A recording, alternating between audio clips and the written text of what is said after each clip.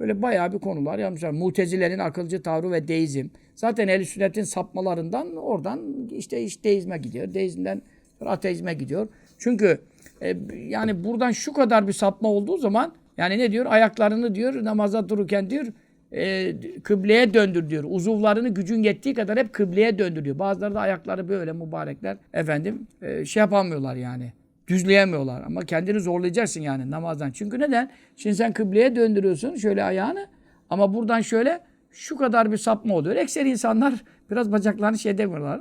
Hep böyle bir sapmaları var ayaklarında namaza durdukları zaman. Ayaktayken falan. Şimdi böyle sapma oluyor. Kimisi hepten böyle duruyor da o hepten sıkıntı. Yani en düzgün durmaya çalışan bile böyle bir sapma oluyor. Ama işte bu sapma şimdi Kabe'ye uzakta olduğumuz için. Şimdi Kabe'nin tam yakınında kılsan birinci saf, ikinci saf, üçüncü saf falan şu kadar bir sapma da yine Kabe'ye vuruyor. Ama sen uzakta olduğumuz için sapma ne oluyor? Bak şu kadar sapma sen bu kadar sapmayı Mekke'ye kadar götürürsen buradan Mekke'ye 2400 kilometre mi var? Ne var işte saate girdiğin zaman çıkıyor. 2400 mi ne kadar kilometre var? Şunun 2400 kilometre sonrası düşündüğün zaman Kabe'nin zerresine vurmuyor bu. Artık Yemen'e mi gittin, nereye gittin belli değil yani. Şam'a mı, Bağdat'a mı belli değil.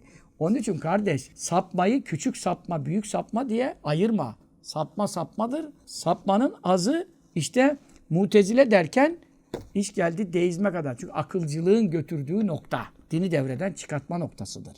Ondan sonra da kendine göre bir dünya, kendine göre bir din, her şeyi kendine uydurma. Zaten o zaman kendi ilahın kendin oluyorsun. Eferayte men itteheze ilâhu hevâhu diyor. Nefsinin keyfini, arzusunu, ilahı edineni görmedin mi Habibim diyor. Şimdi sen ve Allah ala ilim. Bu hoca da profesör ama diyor Allah onu bile bile ilmiyle saptırdı diyor. Ayet. Onu ilmiyle saptırdı diyor.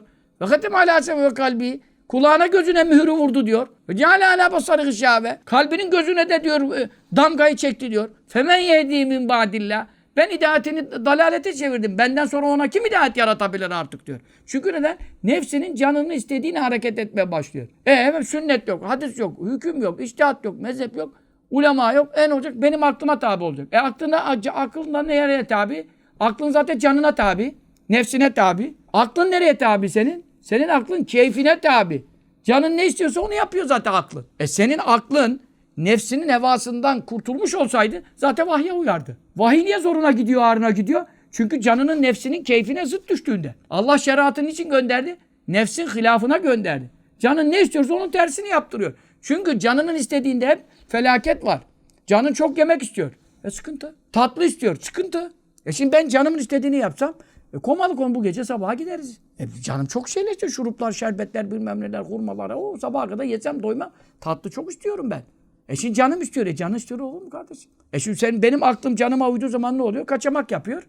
Kaçamak yaptığı zaman şeker 550 yapıyor. Ondan sonra da ağzım yandı, şuram yandı, buram yandı, damarım tıkandı. Git kalbini çıkarttım, damarına stent taktım. Olacağı bu. Senin aklın seni durdurmalı. Nefsinin hevasından geri durdurmalı. Maddi alemde de böyle ya. Canın gidiyor zina istiyor. Ne olacak? Yuvan dağılacak, çoluğun çocuğun perişan olacak.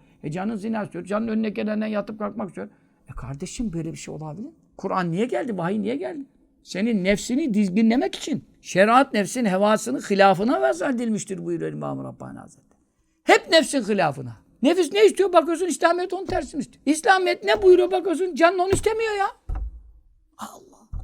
İslamiyet yat dedi mi kalkmak istiyor. Kalk dedi mi yatmak istiyor insan. Gece diyor yatsı yıkıldın yat diyor. Gece 2'de 3'te teheccüde kalk diyor. Senin canın ne istiyor? 2'ye 3'e kadar dizi seyret istiyor. 2'de 3'te yat diyor. Yani Mevla yat dedi mi kalkmak istiyor. Kalk dedi mi yatmak istiyor. Bak dedi mi bakmamak istiyor. Bakma dedi mi bakmak istiyor. Ananın yüzüne bak diyor. Anamın yüzüne ne yapacağım diyor ya. Anana bak ibadet diyor. Kabe'ye bak ibadet diyor. Yok başka bir şeylere bakmak istiyor. Tut dediğine tutmuyor. Efendim tutma dediğine tutmak istiyor. Allah. Onun için burada sen akılcılıkla gidersen din gitti. Onun için nefsin hilafına bu şeriat geldi. Senin aklında nefsin keyfine hevasına tabi. O zaman sen aklına uymuyorsun. Neye uyuyorsun? Nefsine uyuyorsun. Çünkü akıl nefsin esiri. Senin aklın nefsin esaretinden kurtulmuş bir akıl değil ki ittiba hak etsin. Uyulmaya layık olsun. O zaman zaten o akla uyulur. Neden o akla uyulur? O akıl vahyin yoluna çıkardı onun için. Vahyin doğruluğu anlardı onun için.